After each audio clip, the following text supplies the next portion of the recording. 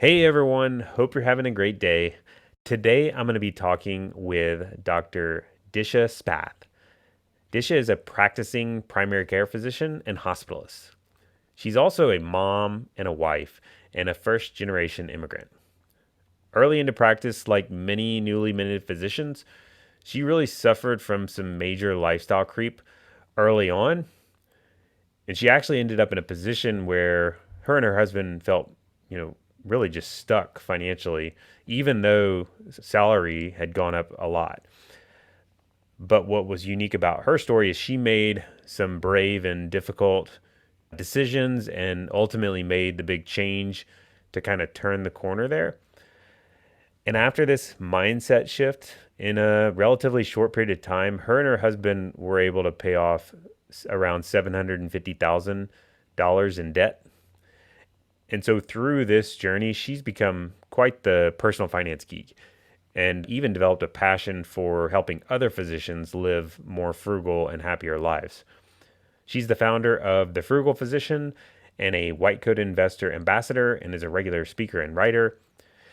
And so in our conversation, Disha shares her story of going from major lifestyle increase to this frugal living setup. I think the world tends to tell us that frugality is never fun. I'm sure you've heard budgeting and you hear the word and you're thinking, oh no, I don't want to budget. But what we discuss is looking at it, how it actually improved her happiness and really helped her and her husband to gain that financial security and flexibility that they wanted. We also talk about how your childhood has a really big impact on your relationship with money today and how important it is to gain awareness of this connection. We also talk about how important values are to put first so that you can really use money as a tool to live those out, as opposed to just pursuing more money or more stuff as the foundation. Then we talk about why frugal living is a worthwhile consideration, I think, even for very high income earners. And she shares how some specific examples of how her and her husband approach money and talks through what their financial date nights look like. And then we wrap up with some specific examples of how Disha is practicing frugality today. So this is definitely a fun conversation. I'm sure you'll enjoy hearing her perspective. It's a great message I think that really should be more commonplace, and I'm glad to hear that she's talking about it. So with that, let's jump into today's episode.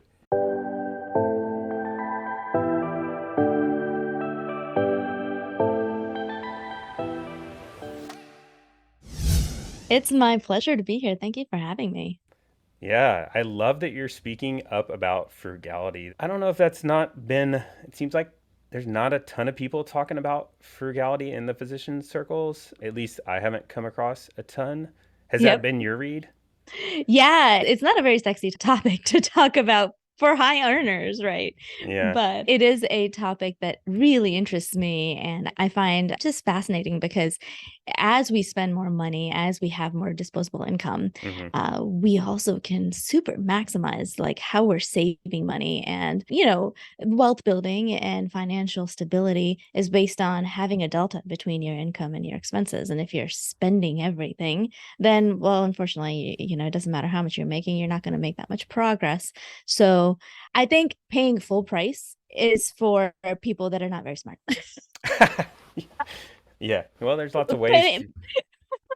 yeah, there's so many ways to save money. And Yeah. paying full price is for chumps, guys. Stop paying full price. There's like Yeah. sales and like coupons, and there's so many ways you can not pay full price.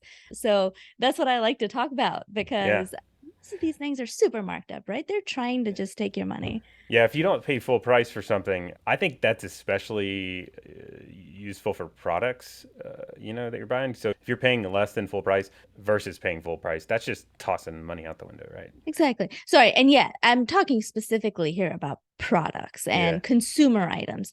We're talking clothes and shopping, things and things like that. There are yeah, ways you can optimize how or much you're even spending on houses, consumer. Yeah, houses, cars, cars. yeah, Yeah, purses, shoes, clothes. Yeah, there's so many ways to save money, yeah, especially on the higher end market, where the prices are really sort of arbitrary. and they will just charge whatever people are willing to pay. And that's where physicians a lot of times find themselves is in the higher end markets because we're able to afford it. But you can get so much better deals if you actually find that item instead of $1,000, you find it for 200, right? Hmm. This is not a conversation a lot of the society can have, but this is where I really felt like there was a need for someone to start talking about how to save money in the higher end market. I want to get into more of that. First of all, you're in good company because I love talking about frugality, so that's always a good start. I want to get into like examples of that. I would love to circle back to that if we can. Sure. But I think before we dig in, I'm super curious. I know a little bit about your story, but I'm sure people listening are like, how did you get to this point of talking about finances and especially frugality? Yeah. Okay, so kind of a long story. Let me dive in. So I am a first generation immigrant. I moved from India back in 1995 to straight to Augusta, Georgia. And that's where my uncle was. And so that's where my family went, my mom, my sister, and I. And we were like super poor. We were super Hmm. poor when we moved. We came with our suitcases and really nothing else, no other assets. So initially, we lived in my very well off uncle's mansion. And then we lived in his lake house. So we were in this like very affluent Hmm. culture of Like the Augusta, Fresh Georgia. Prince of Bel Air. Yeah, right. But we were like super poor. And so we were, dependent on the good graces of my uncle. And thank God for him. But, after a couple of years, we moved out and mom found a job as a teacher Hmm.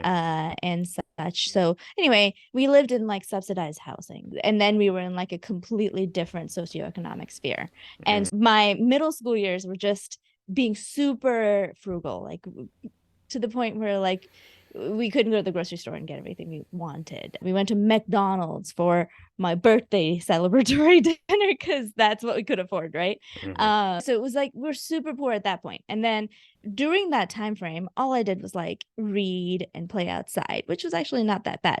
But it was an uncomfortable frugality, right? That's when you're like you're really scrimping and saving every single penny and just looking at every single thing that you're spending in this super scarcity mindset.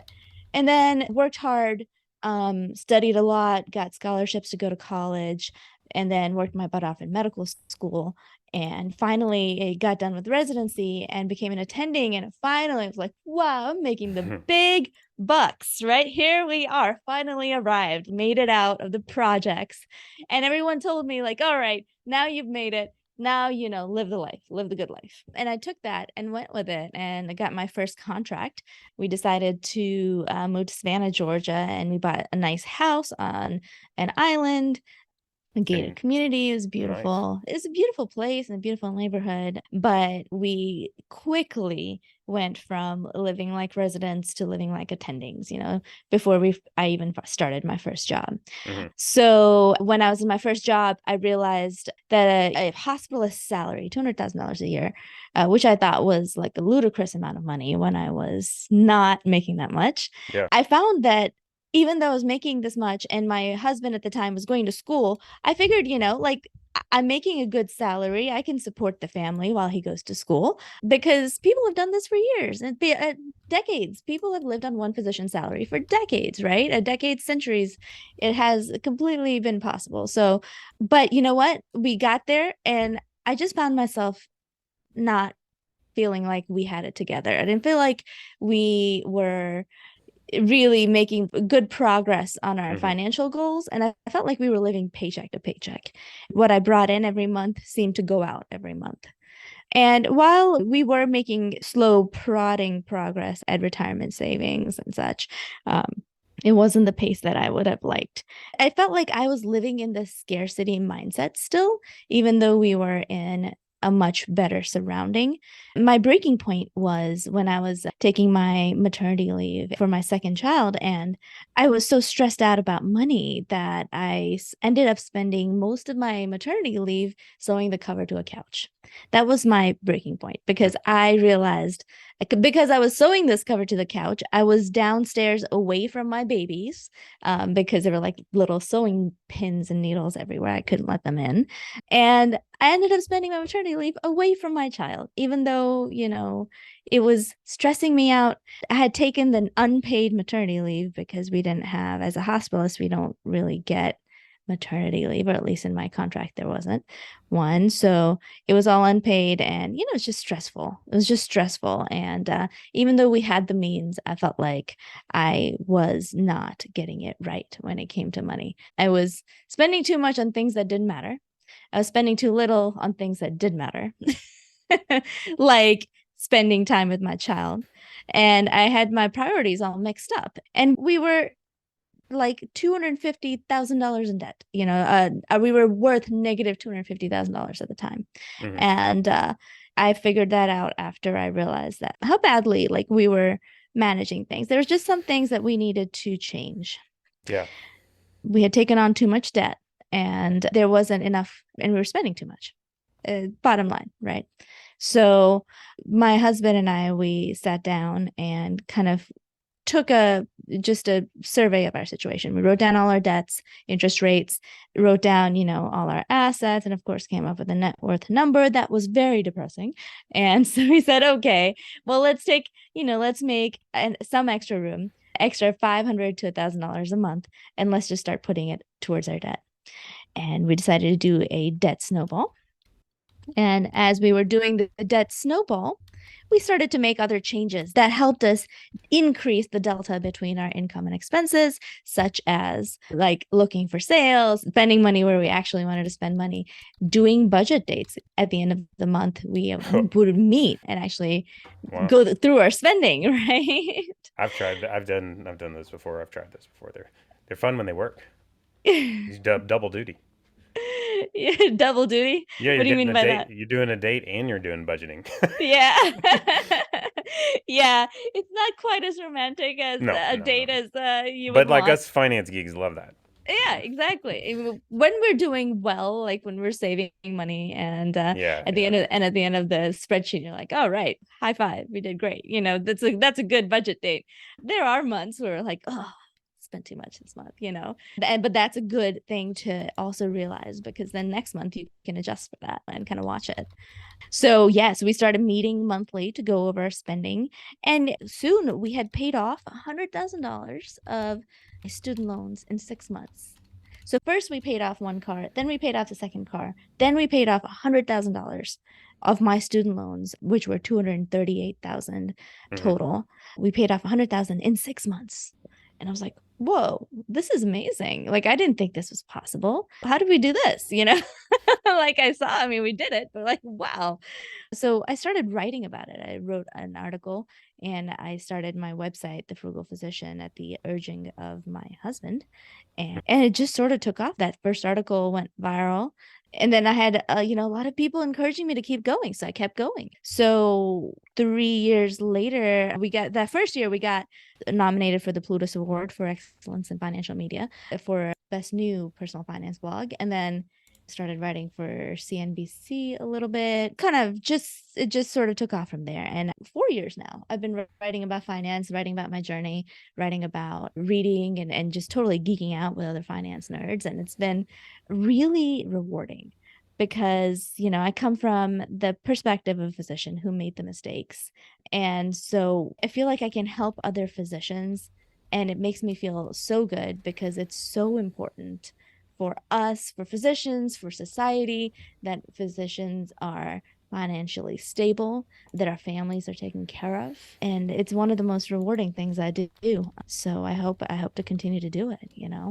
Yeah, there's a ton of super important things sprinkled into that story. So those of you listening, especially like if you're, well, I mean everybody really, but especially I think of like those of you that are in training or earlier in the career, it's a lot of times like when you transition to practice, there's like a bajillion decisions that kind of tend to get compacted right in that little time slot, and it seems Right. like that's in your story and in a ton of people's. That's where you're, I guess, prone to some of these slippery slope type decisions where lifestyle just really creeps up. You realized it was not equating to happiness. So that's the part that's unique is you kind of like realized it, I think. And I think a lot of people get stuck in this mindset of, it's gonna, or maybe even just bury the head in the sand, or it's gonna be okay, it's for the future, or I'll work my way out of it, or, that kind of thing. But you recognize there was some issues and it was not equating to happiness. And then you change things. And I think what I also thought was super important about when you decided to make changes is you did it the right way. You involved your spouse, which is huge, and y'all had regular conversations. I imagine they were not all perfect, but like, you you had date nights about budgeting and that sort of thing. And then it sounds like you're kind of recognizing this imperfection. You said some things that kind of made me think like you're realizing that finances aren't necessarily perfect, which I think a lot of physicians kind of lean perfect. A lot of us, all of us really Hmm. in our culture lean perfectionists, Oh, yeah. and that makes it so hard to do finances Right, right. because it's not perfect ever. Exactly. Exactly. Because, okay, listen, life is not perfect. Budget dates aren't perfect. Finances aren't perfect. Like perfectionism is a crutch, really. We think it's like a shield we put up in front of ourselves, and we're really also hindering ourselves from really seeing and maximizing the benefits we can get from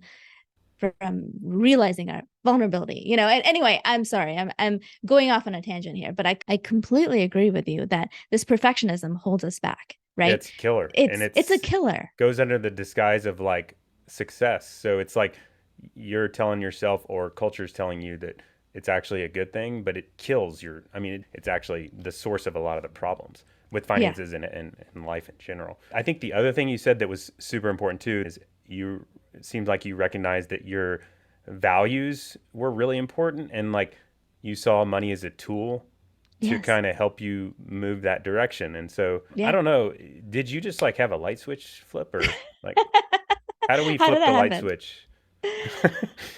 Oh, yeah. I don't know. I've always had like a anti-consumerism mindset.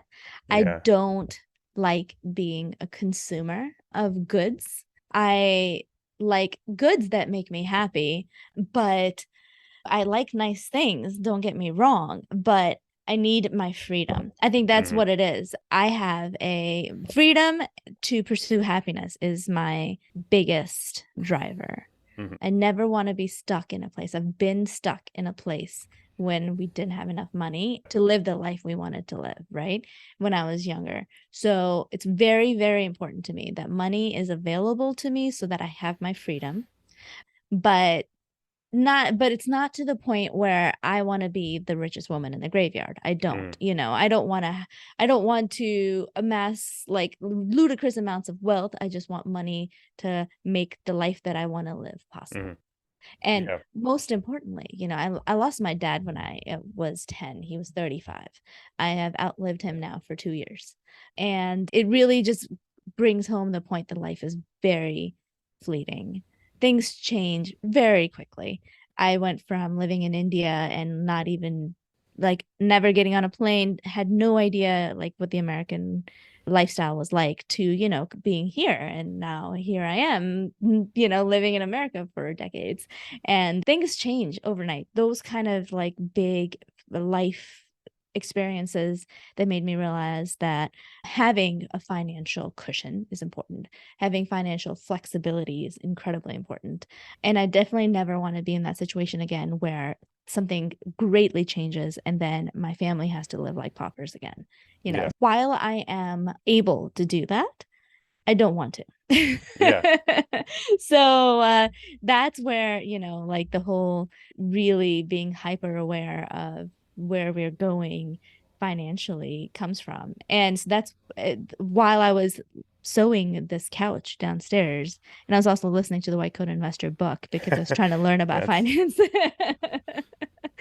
So I'm like, okay, so I'm going to listen to this book, so this couch, and that's I shouldn't be laughing, but that is just a semi-comical combo of events.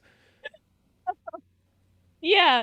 And like, what am I doing? I Like, know. and I realized all the things I didn't know. Do you And, think the book was helping kind of sprinkle? I imagine that's this book, White Good Investor. I'm sure a lot of you have heard of the book. Did you read? Were you reading his original book? Yes, the first one. Yeah, yeah. It's It's so about kind of good. like the basics of personal finance and all the things you really should Yeah. know and financial literacy. Really, it's a good kind of first step into financial literacy Hmm. and a little bit of mindset and that kind of thing. Yep. So, did that help? Oh, Sounds like.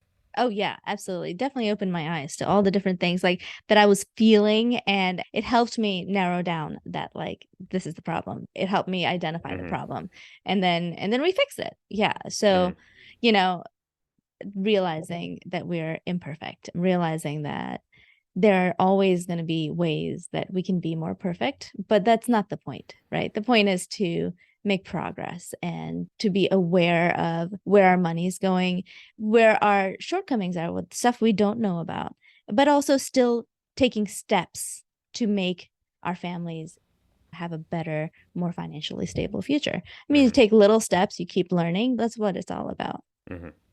So Yeah. that's why I think it's so important to do this, to talk Mhm. about finances and learn about it. It sounds like you're pretty aware of your childhood's impact in your current financial leanings, I guess.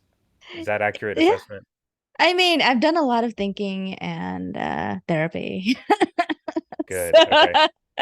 Because that's where my mind was going. Because so I kind of grew up in a similar childhood, not completely similar, but there's similarities in it, and like well off at all on the low end, lots of Mhm. kids. I kind of developed this scarcity mentality. I was like fear based, financially focused, So I was like, Mhm.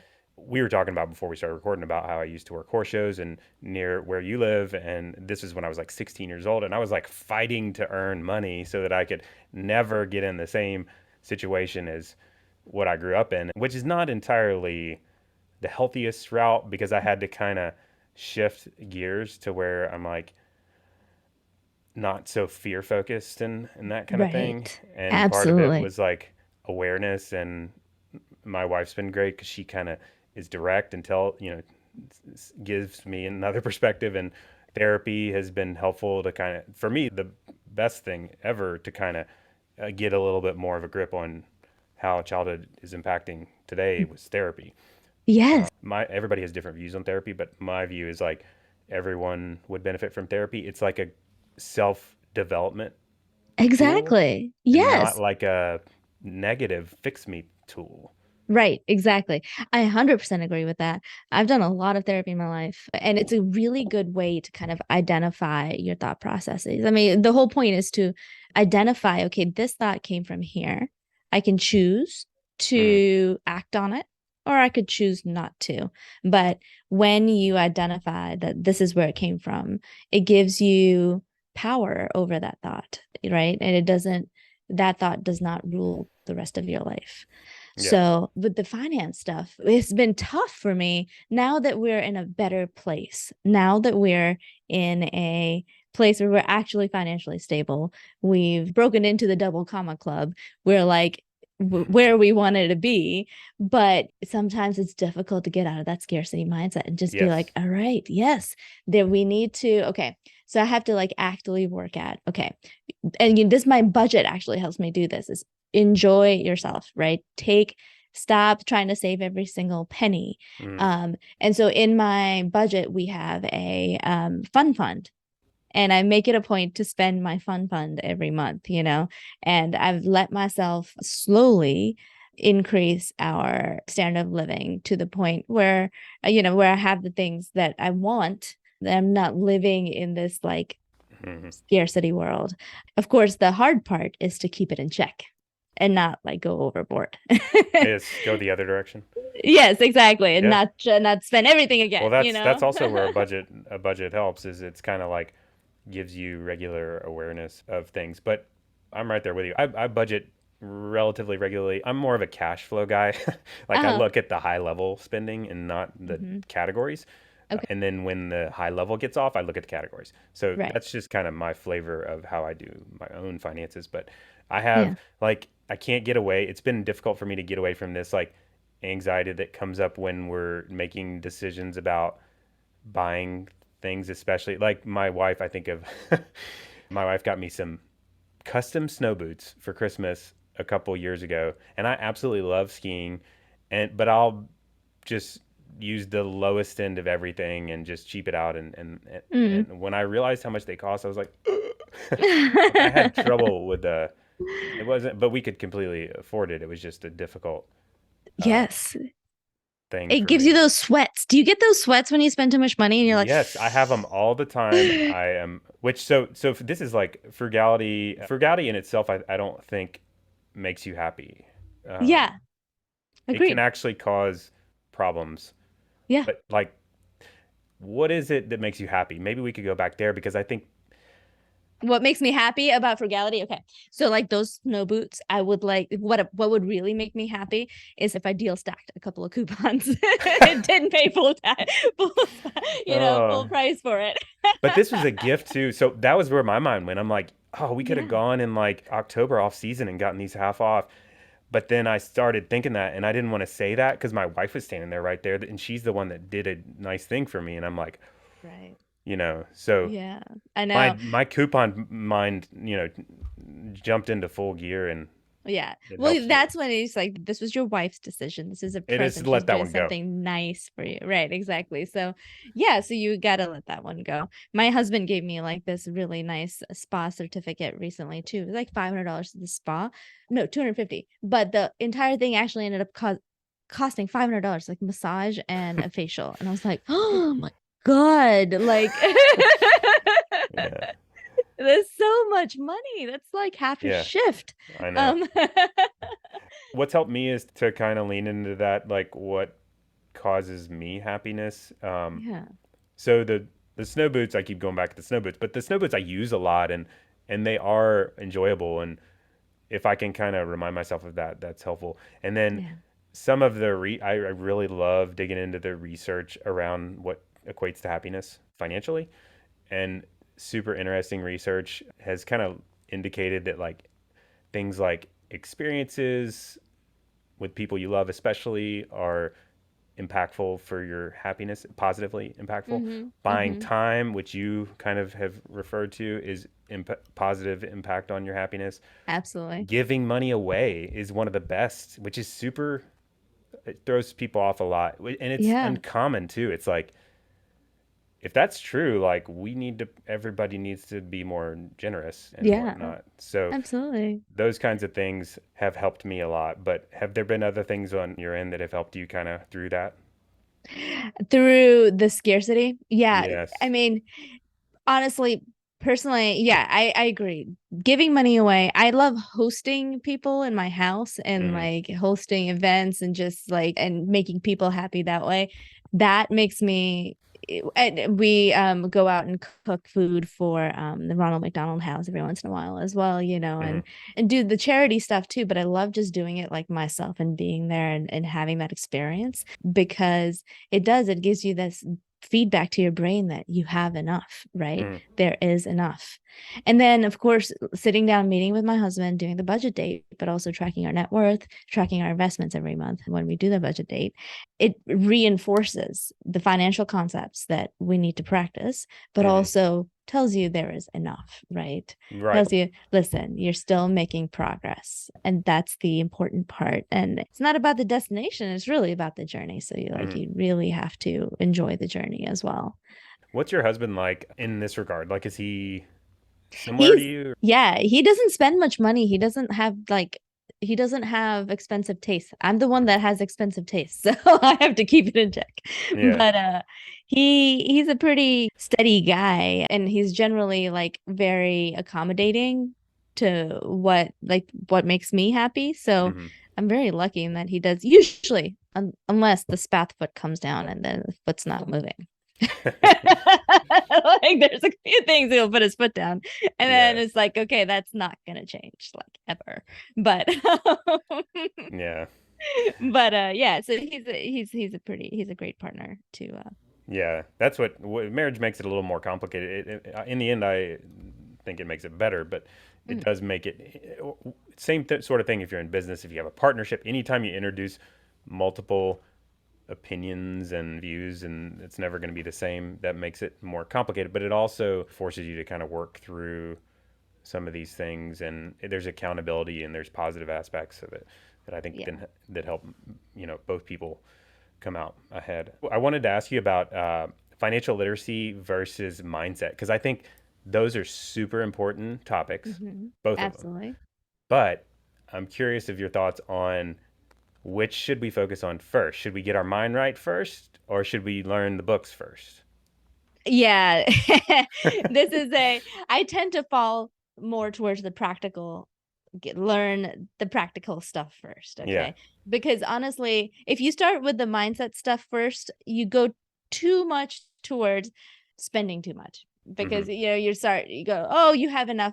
So the problem is, okay, so the mindset stuff, we're working on getting out of scarcity. We're working on creating the life that we want to live. And a lot of the times that goes towards, okay, then let's spend more, let's take out more debt, let's take out the money from our retirement accounts and start buying real estate Mm-hmm. properties. I'm not saying that's wrong, but I wouldn't do it. Mm-hmm. We start getting into this like really risky Mm-hmm. pattern of financial management that I'm not a fan of. Mm-hmm. I'm very conservative, so I think it's a better starting point to start learning about finance. Start off a little bit more on the scarcity side, and then work on mindset, and Mm-hmm. then fix the mindset afterwards, because it's important to get the system set up Right. that will not get you in trouble, that won't make you take on a whole bunch of risk. And I think that's why the Dave Ramsey style is so important in the financial world, because we get the live YOLO, take on a whole Mm-hmm. bunch of debt. If you invest and earn X amount of interest, then the amount of interest on your debt doesn't matter. You're coming out ahead. We get this message from really the It's entire all, consumer yeah, culture, it's already right? there. Yeah, we need something anti that Yeah. to get our stuff together, to stop being so consumeristic, to stop taking on so much debt. And that's why debt is not bad, but debt is a tool, a dangerous one. It's like Mm-hmm. fire. If you don't know how to, fire is an incredibly important tool for humans and our lifestyle.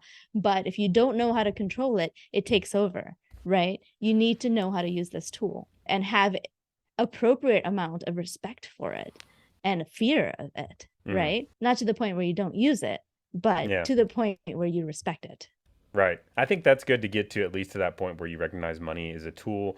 And I think recognizing money as a tool for living your ideal life, having that foundation, and then yeah, I agree. Like getting into that financial literacy, it's kind of like both of them. You got to do both of them, and they Yes. interrelate completely. And Mm-hmm. ideally, But I think first of all, we all should be working on self education development forever Absolutely. too. Right. And I think Yeah. I guess that's kind of a mindset thing too. It's like I finished my education, I'm done forever, and the lifelong learner mindset I think is important too. Is Absolutely. we're There's not, so much to learn. yeah. There's so much to learn. And yes, you can learn the basics and get started. And that's the thing. A lot of the times, physicians are so perfectionist that they want to learn everything and know everything before they make any moves. And then Hmm. they get stuck in this analysis paralysis as well. Right. Um, so there's a balance to be struck there. So yes, when do you know enough to get started? Well, really, you need to know enough to manage your first paycheck, manage your first contract, right? And Hmm. that's really where you need to make that first move and know what to do. So learn the basics and then continue to learn, because there's so much to learn. Yeah, and I think budgeting too is very difficult for perfectionists. I struggled with my first multiple years of budgeting was challenging for me because I would do the perfect budget basically. And it never worked. So I see it regularly with people we work with one on one with families, and we do the budgeting part, and it's like, they're 99% of the time we finish the budget, and then it's somehow not what they're spending. It's always less Hmm. than what they're spending, but that's just because there's this like margin money that life happens, things don't go as planned, or we underestimate, or whatever it is. Right. And I think for perfectionists, it's like, well, that's not exactly correct. Like we got to get this thing correct, and sometimes they just kind of throw the budget away. And Mm-hmm. Yeah, and and then just scrap it. Yeah. I don't know that that's the best way to do it. I think budgeting should be. So I'm curious to hear your thoughts on this. I think budgeting It has a negative connotation. A lot of Hmm. people, it's not cool. A lot of people view frugality as like, equate it to being cheap, and, all those sorts of things are running through people's heads. So, like, I think we need to make a better case for budgeting. We've already Right. started to sprinkle some of that in, but like, how do we make a better case for budgeting? I think it's a great tool, and you've already hit on that. Yeah, I think people try to call it like cash flow management or, Yeah. try to give it like a sexier name than the B word. Yeah. A lot of people don't realize that there are different ways to budget. It's not just an Excel spreadsheet. Right. Um, you can just do pay yourself first, and that's a type of a budget, Hmm. right? I mean, it's not really what we're talking about here, but if you do pay yourself first, which is basically you set up the auto withdrawals into to go towards what the goals that you want to achieve first and then spend the rest, that's another Hmm. type of budgeting. But budgeting is just being mindful about where your money is going and then taking account of it at the end of the month. I Hmm. think it's part of just being an adult, right? Yeah. People used to balance their checkbooks, like that's Right. what yeah, right, That that's what was budgeting. yeah, right. Now we spend money so many other ways than just checks. And that's why it's more important to like sit down and go through it, because now the entire culture is set up to slowly take money out of your bank account. Hmm. The subscription model is the reason it has taken off so well, is because it's so easy to set those up and then forget about it. And then you have this cash flow of consumerism just going out of your account every month. And Hmm. that's why it's so important to sit down and look at it every month and do your own personal assessment. I feel like if when we're not budgeting, like the last 2 months, Josh and I have missed our budget dates for one reason or another. And we have it on the calendar tomorrow because we got to get it done, because I feel so disoriented Yeah. without knowing what we spent and what Hmm. we're doing, what our accounts are doing at the end of the Right. month.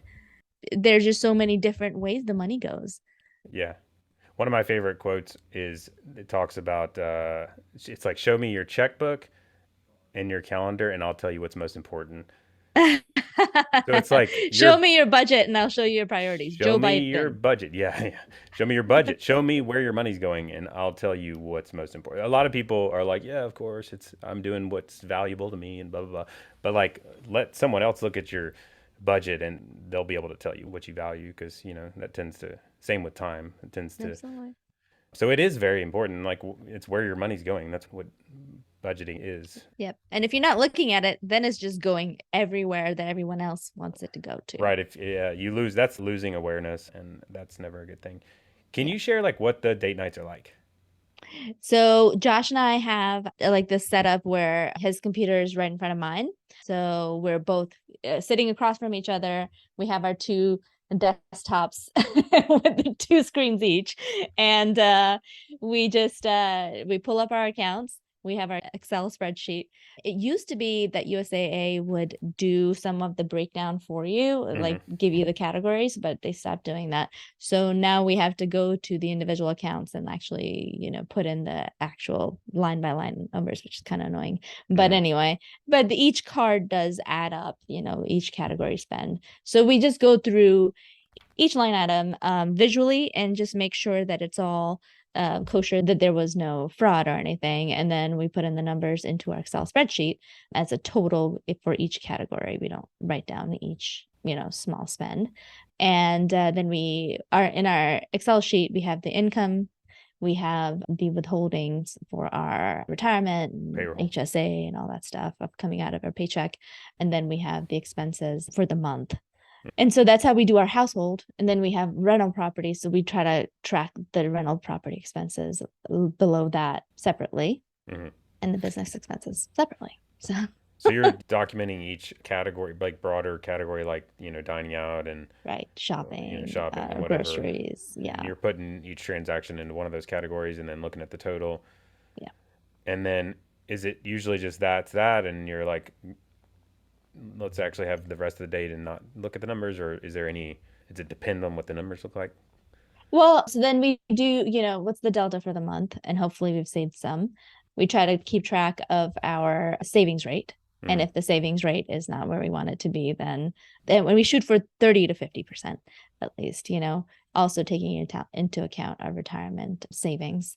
And if it's not there, then we talk about how, okay, next month we're going to just sort of project out what the spends are, what are the big things coming up, try to come up with some rough numbers for what next month's going to look like, and Mm-hmm. shoot for a goal. Mm-hmm. And then we take the delta and transfer it over to our savings, high yield savings account. So that's where our auto withdrawals are from for the investing. Yeah. So then we have, set amount that we're investing every month out of there into 529s and brokerage and such. All the fun things. Yeah. Gotcha. Cool. Well, Yeah, and that's how we do that's it. yeah. I mean, first of all, the most important thing is like taking a step and doing something, like having a conversation, like a date night itself. Mm, And everybody has I like asking because they're all different. Every person I've ever talked to about this, which is not a lot of people talk about this, but I think it's a good thing to talk about. hmm But everybody's got a different flavor of how they do things. The more important thing is that you're taking the initiative to do those things and have the conversation with your spouse and coming in from a positive frame of view, which you're doing a great job of. So kudos to that. Thank you.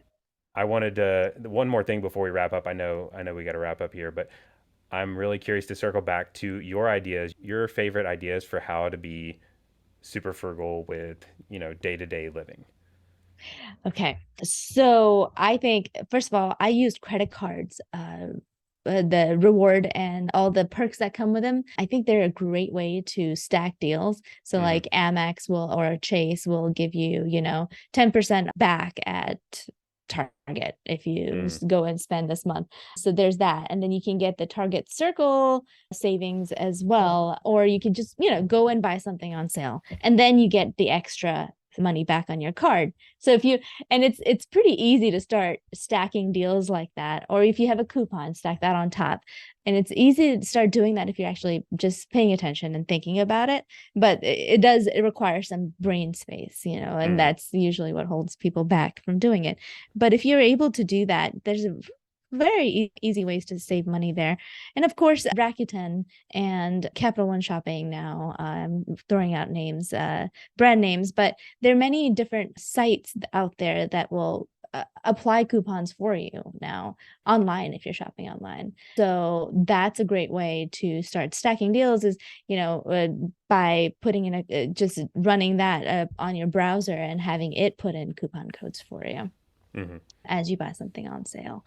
I tend to get most of my clothes. I like high-end clothes, but I don't like paying the high-end prices. So so I tend to get them from rental subscription services. I think they're a really great way to get a good deal on designer products is to sign up for the rental subscription where, see what you like. And a lot of the times they'll give you a huge discount to keep what you already have at home. So I have a subscription right now to Vince, and Vince has like ludicrously overpriced items, but really high end. So like silk and cashmere, I really enjoy that, and that makes me happy. So I get them for 90% off when I'm also doing the subscription, so that way I can have what I want but not pay full price for it. and I of didn't even know that was a thing. yeah, Rent the Runway, similar stuff. You can get really high-end stuff that's been in rotation. Of course, it's used, Mm-hmm. but if you're buying like more of the synthetic stuff, if you buy cotton from a rental subscription site, it's most often, like it gets worn out. It shows its wear pretty quickly. So maybe not the best thing to buy Okay. used. But if you buy something more synthetic, they generally hold up over time. And so you can buy some really nice designer stuff for cheap that Mm. way. So that's how I tend to buy my clothes. Yeah. And then, of course, just some nice stuff, some basics from Target. Yeah. And so there are ways to save money out there and especially, of course, buying things off season, like you said, buy winter clothes at the beginning of summer and you Mm-hmm. can get such great deals, or buy Christmas stuff, in the beginning of summer, or right Mm-hmm. at the end of Christmas, at New Year's to buy Christmas stuff is you can get huge deals there. So there are definitely ways to think about and maximize, where each dollar goes, and how much each dollar brings in to your value to your house. So Mm-hmm. those are some of my favorite ways. Yeah, that's like low-hanging fruit stuff because if you can get the same thing for a lower price, Why not? why not? And that's as long as it's not going to take days and days. Sometimes I get in the cycle of like researching too much. So, Right. and then you got to watch that one, draw a line somewhere. But yeah, there's all kinds of All easy kinds of wins out ways. there. Yeah. Groceries, for example, like it's really about habits, right? How you set up your habits. I mean, if you're shopping at the highest cost grocery store, you're going to be spending a lot of money on groceries, whereas you Hmm. just switch to something lower cost like Aldi or Walmart, Hmm. and you've shaved off a bunch of money that you could be putting elsewhere in your budget. And it's just a matter of fixing the daily habits. I think a lot of Hmm. frugality is habitual, and so if you can fix those habits and just set yourself up for the future in a way that you're spending less and saving more, and Hmm. then you can use that money for stuff that you really want to spend on, or Yeah, really want to put to use and invest in. it's not like you're saying not spending it ever. You're saying I'm not spending it this second, and Yeah, not being frugal doesn't mean necessarily that you'll never spend it. right. You know, Yeah, you just spend it smarter. That's all. yeah, you're more intentional with the spending and Exactly. improving your future self. Yeah, So, well, absolutely. there's so many different things that we didn't get to that I wanted to talk about. So hopefully we can chat again about this because there's a lot of stuff within this topic. But I think this has been a very enjoyable conversation, and I always love talking about frugality, and I'm excited I found someone else that enjoys the topic, and you're doing it the right way too. You have your values first, and I think that's super important. So, but Thank thank you. you for coming on to chat with me. It's been very enjoyable. Yes, absolutely. It's been my pleasure. I'm always happy to geek out about frugality and money and about whoever's willing to Yeah, talk about it. yeah, yeah. Awesome. Well, thanks for coming on. Thank you, Daniel. It's my pleasure.